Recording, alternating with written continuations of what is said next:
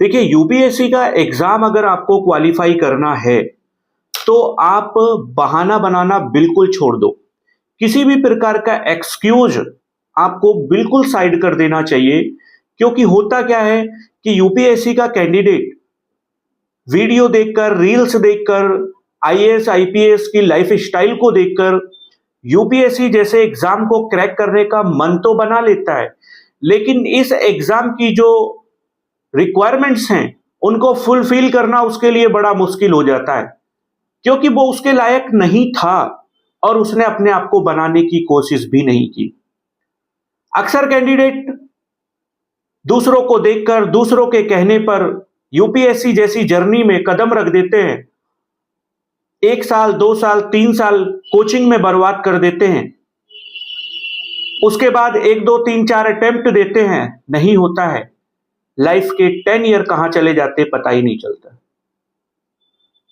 उसके बाद पेरेंट्स का प्रेशर और इतना स्ट्रेस माइंड में हो जाता है कि लाइफ में कुछ और करने का मन भी नहीं करता और किसी लायक नहीं बचते। मैं आपसे यही कहना चाहता हूं कि अगर आपने यूपीएससी जैसे एग्जाम को क्लियर करने का मन बनाया है तो आप एक्सक्यूज देना बंद करो। किसी भी प्रकार का बहाना नहीं चलेगा। आपको डेडिकेट होना पड़ेगा, आपको डिसिप्लिन्ड होना पड़ेगा, आपको कंसिस्टेंसी लानी पड़ेगी। अगर आप ये 3 चीज नहीं कर सकते तो यूपीएससी जैसा एग्जाम क्रैक करने का छोड़ दीजिए, और मैं कहता हूं यूपीएससी छोड़ ही दीजिए, क्योंकि टाइम बहुत इंपॉर्टेंट है।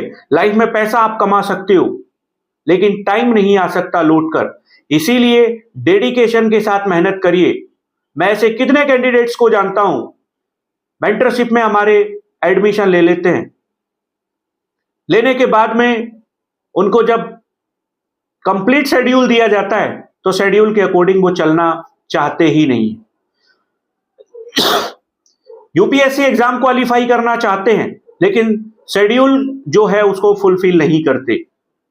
एक्सक्यूज आते हैं, तबीयत खराब है, आज इस फेस्टिवल में थे, आज उस वेडिंग में थे, आज दोस्त के बर्थडे में थे। जब हम मेहनत कर सकते तो आप क्यों नहीं करते? हम 90% मेहनत करने को तैयार है, आप 10% नहीं तैयार हो। इसीलिए अगर लगता है कि नहीं हो सकता तो छोड़ देना बेहतर है।